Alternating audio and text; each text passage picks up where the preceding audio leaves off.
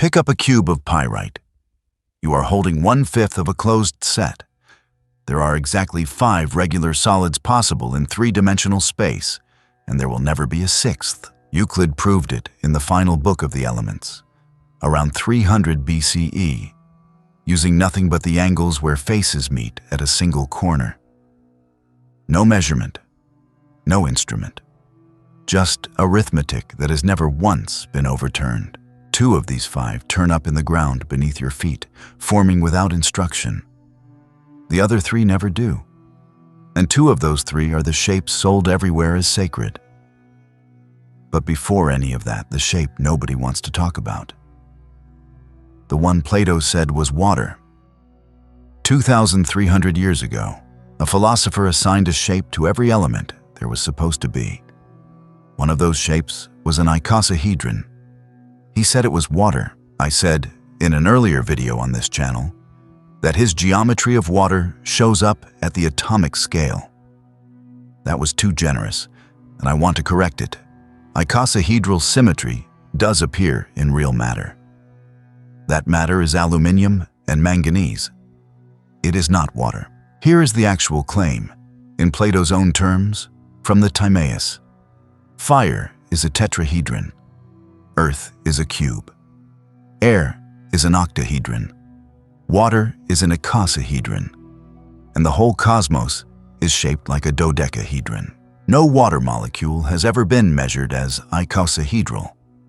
Nothing about the hydrogen bond, the bond angle, or the crystal structure of ice maps onto 20 triangular faces. Fire has no lattice at all. It is a chemical reaction, not a substance you could put under a microscope and photograph. The assignment was a hypothesis about causation, made without instruments that would not exist for another 2,000 years. The icosahedral symmetry that does exist in nature belongs to a metal alloy discovered in a laboratory, and it took until 1982 to find it. Not water, not any element on Plato's list. Here is what actually survives. Underneath the wrong assignment sits a right instinct. Matter really does have fixed geometric structure below what the eye can see. 20th century crystallography proved that spectacularly. Plato was right about the kind of thing that turns out to be true. He was wrong about every particular he named, so the question is not whether shapes govern matter. They do. So which shapes, where, and who can actually prove it? I said the pyrite's angles are not perfectly Platonic. Here is the reason. Somewhere in your house, or in a shop window you have walked past, there is probably a crystal cut into a dodecahedron and sold as sacred geometry. 12 faces, supposedly one of Plato's 5. Here is what it actually is. Only 2 of the 5 Platonic solids occur as real mineral habits. Galena and halite grow as cubes. Fluorite and diamond grow as octahedra. No instruction, no template, just atoms settling into the only shape available to them. Every one of those crystals grows by stacking the same small unit over and over in 3 directions at once, filling space without a single gap. That repeating stack is called a lattice, and a lattice is not a flexible thing. It does not tolerate just any shape. Pyrite's so-called dodecahedron is a pyritohedron. 12 pentagonal faces, yes. But the angles are not equal, and the edges are not equal. Set a true regular pentagon next to one of its faces, and the mismatch is immediate. Garnet's version is worse. What gets sold as a garnet dodecahedron is a rhombic dodecahedron. 12 diamond-shaped faces, not one true pentagon among them. No mineral on Earth has ever crystallized as a true regular dodecahedron. None has ever crystallized as a true regular icosahedron either. And this is not a gap in what we have found yet. It is a proof. A lattice that repeats can only have 2-fold, 3-fold, 4-fold, or 6-fold rotational symmetry. Nothing else fits ever in any material, under any conditions. 5-fold symmetry is not rare in ordinary crystals. It is forbidden. Full stop. Not a limit of what our instruments can detect. A proven constraint on any structure that repeats. That is not a hedge. And it is not a softened claim waiting for an exception. 2 of 5 survive, faithfully, with no instruction. 3 of 5 are permanently out of reach for any mineral that has ever existed or ever will. But a mineral is a thing that grows. What about something a person made on purpose, more than 2,000 years before anyone wrote the proof down? A different claim, older and stranger. In 1979, a book called Time Stands Still put forward a set of carved stone balls from Neolithic Scotland as proof that all 5 Platonic solids were known and modeled in stone more than 2,000 years before Plato was born. In 2009, a mathematician named Lieven Le Bruyne went and looked at the actual specimens held in Oxford's Ashmolean Museum. 2 other mathematicians, John Baez and Tom Leinster, checked his work the same year. They checked it against the primary catalogue, compiled by Dorothy Marshall for the Society of Antiquaries of Scotland. The Ashmoleans' actual 5 Scottish stone balls have 7 knobs, 6 knobs, 6 knobs, 4 knobs, and 14 knobs. None of them has the 12 a dodecahedron requires. None of them is a true icosahedron either. And the photograph published in that 1979 book does not match the specimens the museum actually holds. Here is what survives. These are real, skillfully carved objects from roughly 3000 BCE, made by people with a genuine feel for symmetry. That part holds up completely. The claim that they encode all 5 Platonic solids does not. So if none of this was ever mystical, and no myth survives contact with the actual specimen, what is it that actually forces the number to 5? Take 3 flat shapes and try to fold them into a single corner. At least 3 faces have to meet at every vertex of a solid, and the angles at that corner have to add up to less than 360 degrees, or there is nothing left over to close a point with. Start with the equilateral triangle. Each angle is 60 degrees. 3 of them meeting at a corner add up to 180. That closes into a tetrahedron. 4 triangles at a corner add up to 240. That closes into an octahedron. 5 triangles add up to 300. That closes into an icosahedron. 6 triangles add up to exactly 360. Nothing left to fold. No solid. Squares are 90 degrees each. 3 of them at a corner make 270. That closes into a cube. 4 squares make 360. Flat. No solid. Regular pentagons are 108 degrees. 3 of them at a corner add up to 324. That closes into a dodecahedron. A 4th pentagon would push past 360 before it even fit. And then the hexagon, 120 degrees. 3 of them at a corner add up to exactly 360. That is not almost a solid. It lies flat every single time. Nothing with an angle of 120 degrees or larger can ever close into a corner. And every shape after the hexagon only has larger angles. The hexagon is where the list ends, and it ends by exact equality, not by approximation. Triangles gave 3 solids. Squares gave 1. Pentagons gave 1. Hexagons and everything above them gave nothing. 5 and only 5. Nothing forbids a 6th by accident or by the limits of what has been discovered so far. It is forbidden by the arithmetic of a single corner, and that arithmetic does not change no matter how far you search. 2,000 years later, Leonhard Euler proved the same wall a second way. Take any convex solid, count its corners, subtract its edges, add its faces, and the answer is always 2. A cube has 8 corners, 12 edges, 6 faces. 8 minus 12 plus 6 is 2. Run that formula against the requirement that every face and every corner has to match exactly, and the same 5 solids fall out. by a completely different route. Two independent proofs, 2,000 years apart. The same 5 and the same wall. Neither proof depends on the other.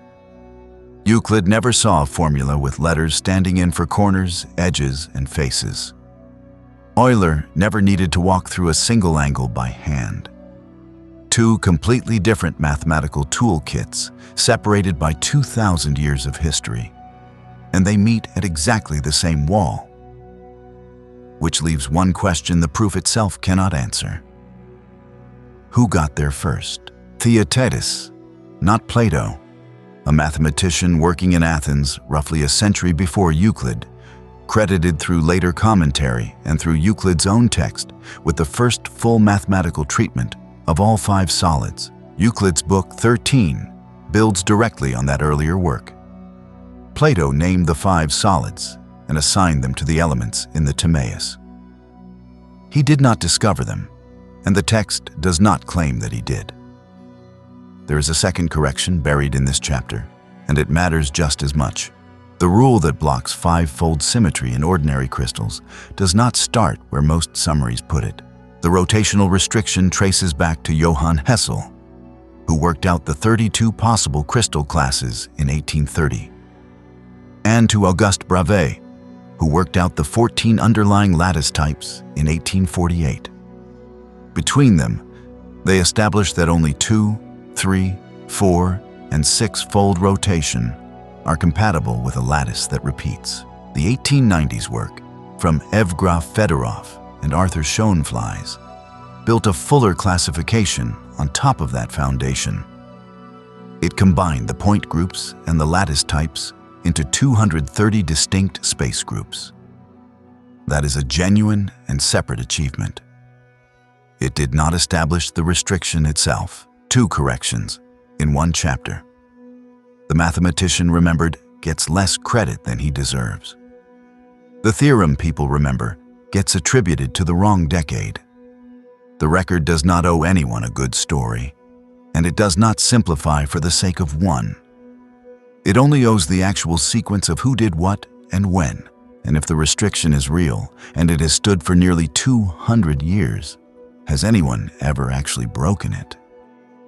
I told you 5-fold symmetry is forbidden in any lattice that repeats.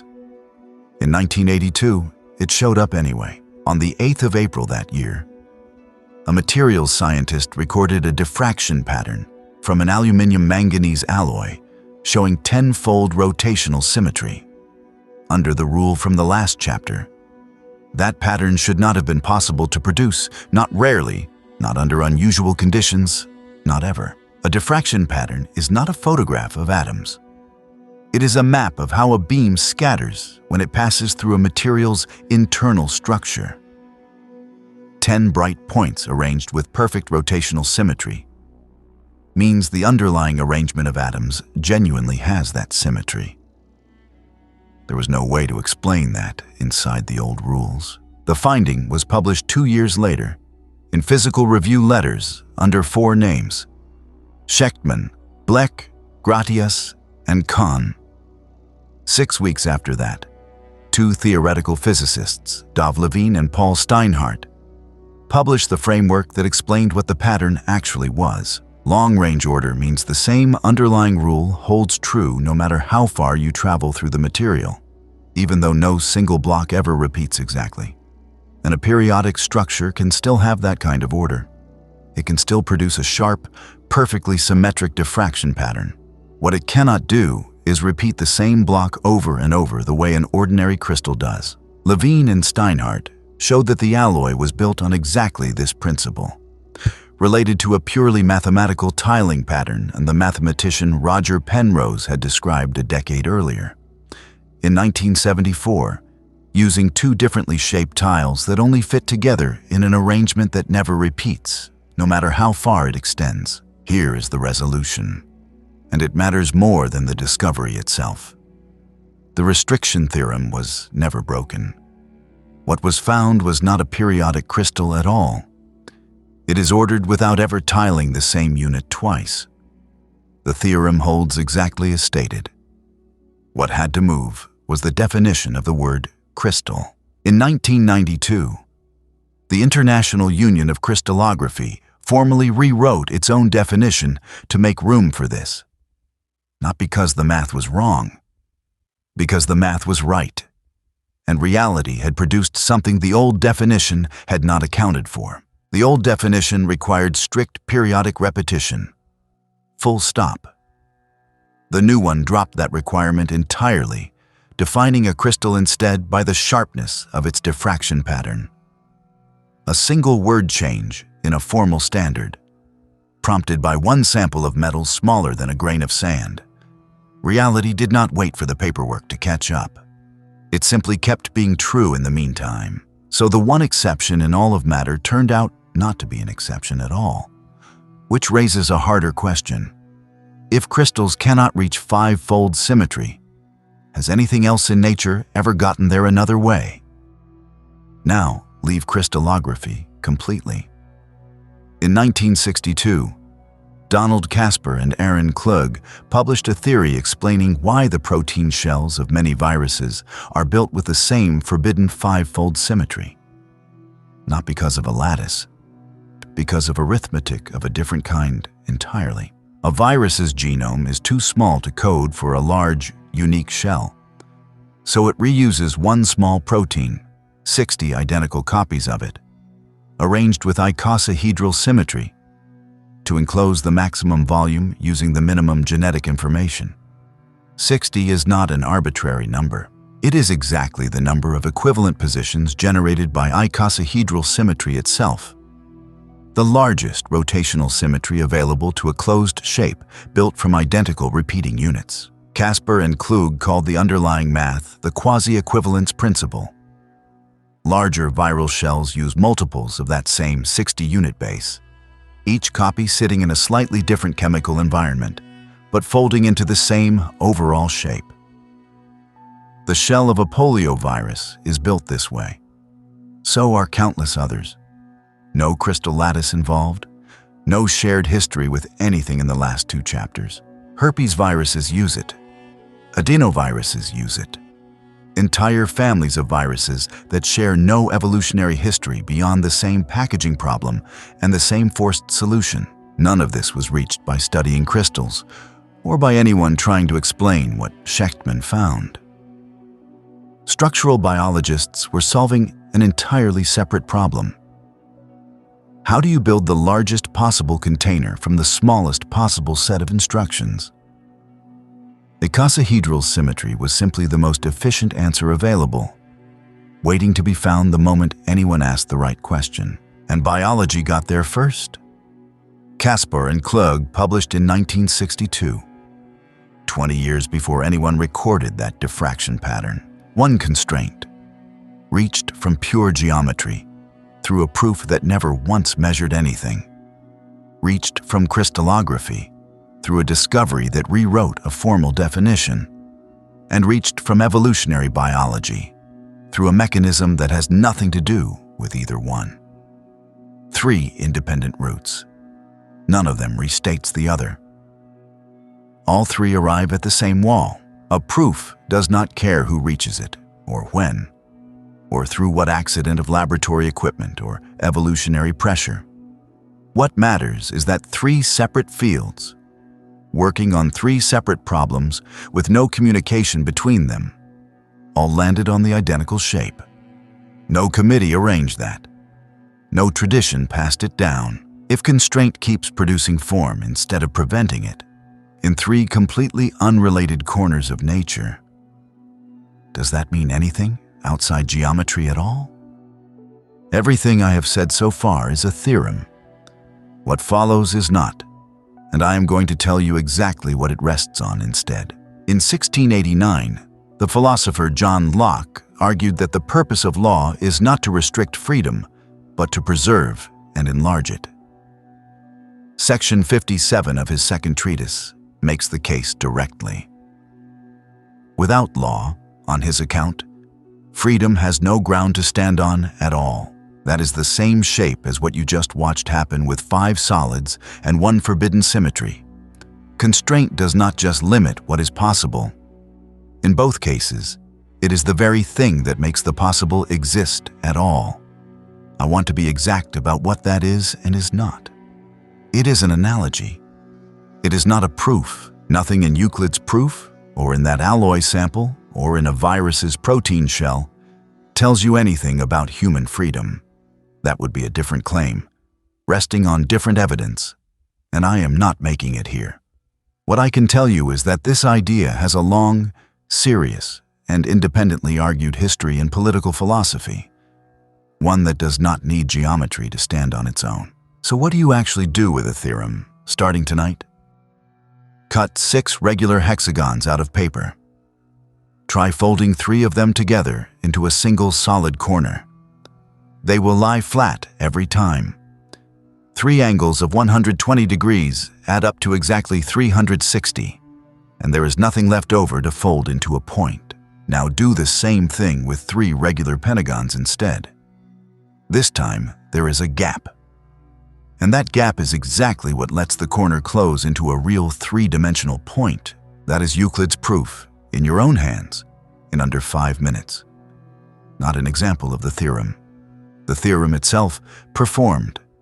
No video, no argument, no channel asking you to trust it.